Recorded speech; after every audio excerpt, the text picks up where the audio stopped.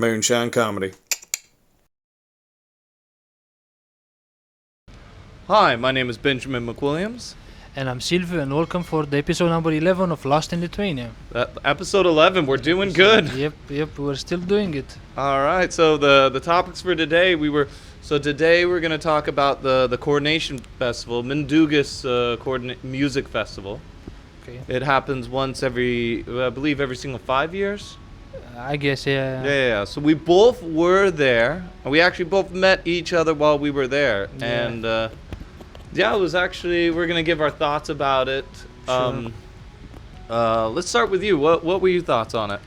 Well, first of all, if you watch the previous episode, we added a bit of shots from the festival, but when we recorded it, we were not sure if we were going to attend it or not. So now we're freshly out of that. So my thoughts about that was, first of all, it's impressive to have so many singers in the same time. It's like 12,000 people just sitting there something singing. Like that. It was awesome seeing that. Yeah, it is awesome, and I'm thinking that for a Lithuanian, it's more impressive because those like old songs have like more meaning for them. They raise some level of energy among them. Mm-hmm. For me, it was just some music basically, Well, but for Lithuanians, there would be like some messages, maybe some. Mm-hmm. So I'm thinking that for a regular Lithuanian, it's more impressive than it was for us.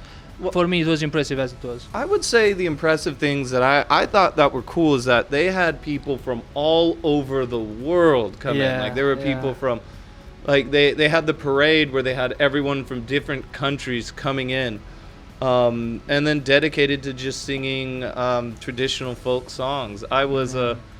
And then they had the kind of the opening song where they sang The anthem. the anthem. It was like, it's not like an anthem. I could be wrong, please correct me, but what I was told was that this was just a song they used to sing because they couldn't have a national anthem during the USSR. Okay. And so this was the song that they would sing. It was like a poem. Alright, but I was able to see also the Lithuanians from the crowd joining to sing along with them. So that was kind of That was cool. that was impressive. And also Vingis Park, I think, is the perfect place to do an event like that because they had the standings. Like it was very nice actually. Oh gosh, I think some of the funny points. So like where we were sitting, it was just so crowded, so many people. Like we tried to sit in one spot and people just kept on coming through, and we were like, hey, we're kind of sitting here. They just kind of shove you, be like, no, I want to get closer. And you're like, man, but it was just because it was a 3-hour ordeal. 3 hours. Yeah. And For me personally, what I kind of didn't like is that some people were having like these places where they would sit on the ground on some blankets, and there would be like two people occupying like 8 square meters where we could fit like 20 people. Like I think more people were coming though. What they did was it was like a music festival. They're like, all right, this is our spot. This is where our people will be. And they were definitely very prepared for it. I didn't have a blanket. I just used my jacket. And we didn't even have anything to drink. We didn't have any drink. We didn't have any water, so we had to go get some. Oh, yeah. And if you're leaving from the good place, you go to grab a beer, as I did. It's kind of hard to get back where you used to sit. It was like coming in and coming out, and it was actually kind of interesting because we sat next to this Finnish dude who used to be a consulate or the ambassador of Lithuania, and he was here in 1989 or in 1987. And basically got to see the transition from being the USSR to being a free country, and even like the progression. I thought one of the funny thing was, like, it was nice that the President Noseda went up and sang. I thought that was, but I don't know. He always gives me I felt for him. Because when he was sitting there singing, did you watch any of the things on TV after the event? No, I don't have a TV plan or something. Yeah. So we were watching it because we didn't stay till the end. We just watched the last thing at the end, and because my girlfriend has the TV, so we were able to watch it, or the TV program. And Noseda just looked so confused there. He was like, I don't know what I'm doing. And he would just had that look of just like... Yeah, I can imagine. And then at the end of it, did you stay till the end? I stayed until the end. Yeah. Oh, Yeah. this man. Yeah, it was not my idea, first of all. I was trying to go earlier, but I had to stay. It was actually a really cool thing. The roof of Vingis Arena have become actually a screen. So they projected like a short movie about Lithuania, and it was actually very nice. I was not understanding nothing, but just from the images, it was very impressive actually. At the end of it, because we were watching at home on the TV, because we were like, yeah, we wanted to be patriotic, you know, we got to show some love, but we wanted to do it at home with a bottle of wine. So you could see at the end of it, there was the president and Noseda. I felt for him again. Like, he just looked like, man, I am here. I'm a little bit tired. I want to go to bed. But then, like, you pan over to some of there was another politician, Shimonita. The opponent from the election, yeah? Yeah. She was in the election, and she was there passionately singing over every single song. I was like, this person is there, and she is dedicated. Okay. I got to give her some love for that. I haven't observed her, but yeah, definitely said that I have seen him also. But yeah, awesome festival. Happens once every 5 years. If you have a chance, in the next 5 years you should come. The city is just the city is active with just all these different cultural events. But yeah, that's a bit about that. And we were going to talk about another topic, which is strange stories in Lithuania. So, do you want to go first, or should I? Well, I can go first. I have a funny encounter. I have more of them, but my favorite one must be time it was Easter. So my girlfriend sent me to Iki to get some eggs and some paint to make colorful eggs. So I found eggs, but I was not able to find the paint actually. So I'm going to an employee of Iki. It was he was a young guy actually, I think under 20 probably. And I'm asking him something in English. He was looking very confused. So then I'm trying to speak in a more, let's say, easy English. And I'm sure, excuse me, actually I try to say, ați prašau, aš noriu egg paint. Paint. Yeah, egg color, egg color. Do you say colorous? Yeah. And his reaction was, ooh, like, ooh. Why was his reaction I like don't that? know. That's why I couldn't understand what I made him have this reaction. Like, I think he had it's not a laughable subject, but probably he had a bit of problems. Like maybe. I'm just saying, like, there's no other explanation for his actions. I've got a funny story. I didn't personally see it, but my girlfriend did, and I've got two funny stories. So this is about the automat, like where you trade the cans for money. Okay. And basically, we live by Halasturgis, and you sometimes get the alcoholics like to stay there. We could say that.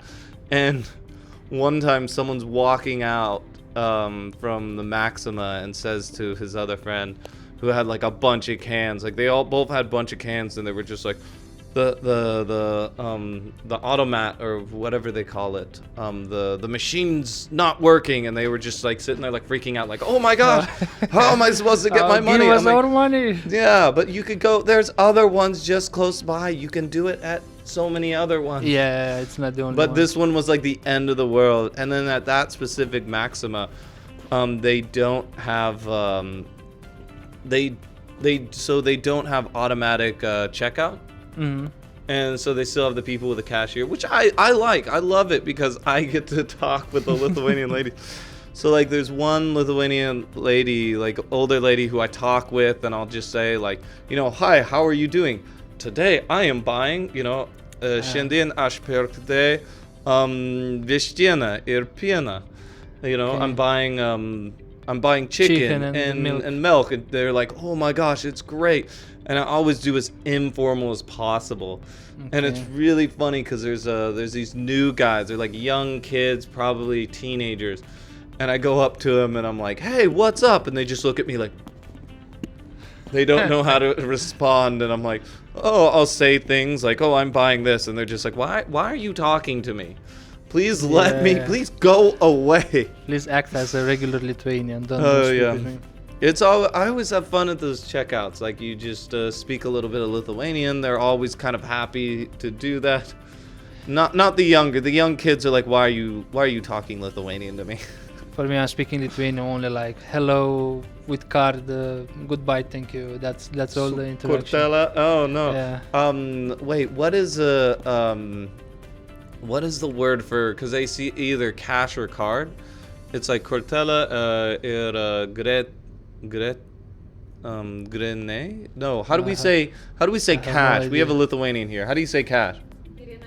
Girene. And whenever they say girene, I always confuse it with gretine. Yeah, when you start to say it, actually, I was thinking, what? You're asking for sour cream? Yeah. And they'll be like, and I won't even wait till they say gretine. Wait. Greenays. And I'll say like gretine, and I'm just asking them like, oh no, I'll pay with sour cream, which could be a currency here. Sour cream and potatoes. It's used for anything. So I have another story about, because you were mentioning about alcoholics. So I have one that lives in the area. I mean, I'm not sure where he lives. Basically, I'm seeing him very often. The local alcoholic. Yeah. You gotta have one. The local alcoholic. He's a great guy. Actually, yeah. I don't know his name, but he's all the time on business. You know, he's all the time selling something. So one time, I don't know what happened. I was like in a good mood. I got some beers, and without even him asking, because he's not asking for money or something. He's all the time trying to sell some stuff. So I reached into my bag and I gave him a Heineken, a beer that a pint, and not half a liter, but bigger one. Ooh. And I'm just offering to him. And I'm asking man has money. Like, want it, and he took it, and he was screaming after me like, "Achuger," and I felt very good about it, you know. You did God's work by giving. Yeah, I know. It was like, shit, this Romanian dude is the. Wait, you're not cheap, of God. Yeah. Well, according to him, I was cheap because there's a second episode of that. I felt very good about his reaction. Like how you say second episode. Yeah, so I was in Lidl now, and I seen him outside before I went in, and I was like, if he was so happy for a beer that was like 0.5 alcohol, you know what I'll do? I'll buy him a liter of beer. It was like the cheaper one from plastic bottles, which had like 8 or 10% alcohol. So it was double the quantity, double the level of alcohol. In my mind, it was like, man, this guy would be really excited. Even harder than what he did.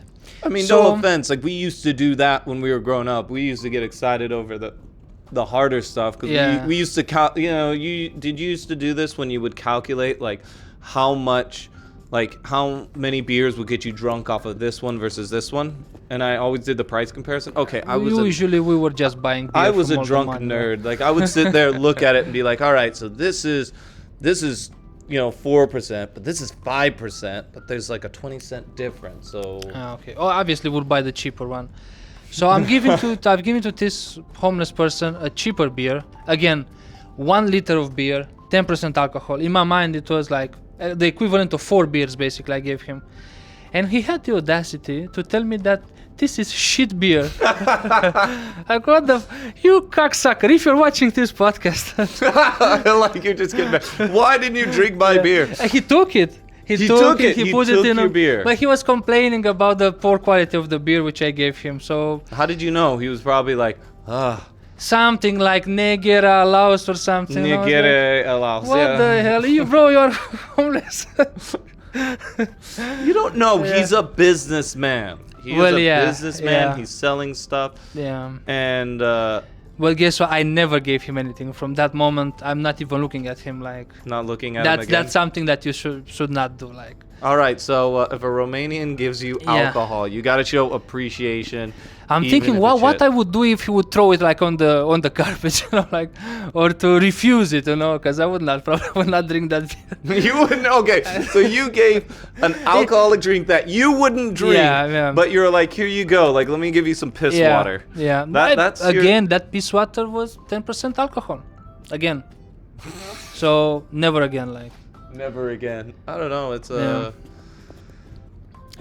Now I have back like flashbacks on how angry I was when that. Are you getting angry again? Holy shit! I will. If he offers me alcohol, I'm just gonna be like, yes, thank you so much. Now you have a house, So no, I have a house, so I can choose because I have a house, but the person on the street does not have choices. There you go. Isn't that fair, basically? you complain about the alcohol I'm giving you for free, like just what the fuck? Who raised you?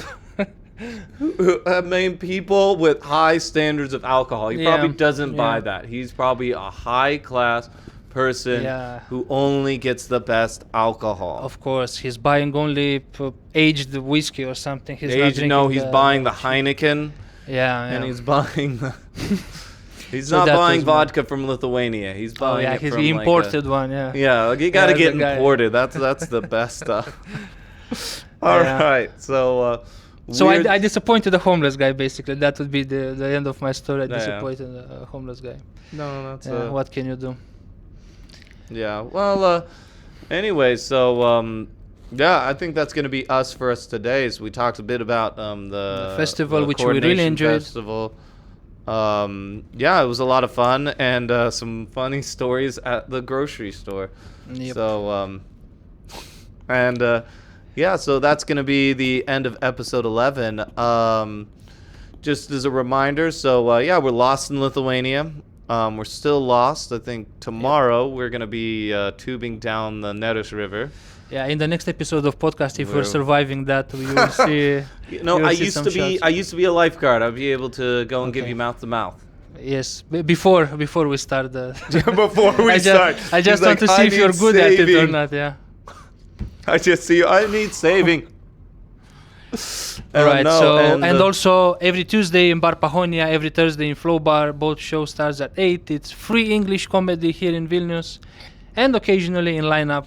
You can find us on Instagram, TikTok, or YouTube. Yeah, Lost in Lithuania. Or if you're interested in the shows, we do post it at Moonshine Comedy. So Moonshine Comedy. Yep. Thank you for watching and see you next time. Yeah. Take it easy. Moonshine Comedy.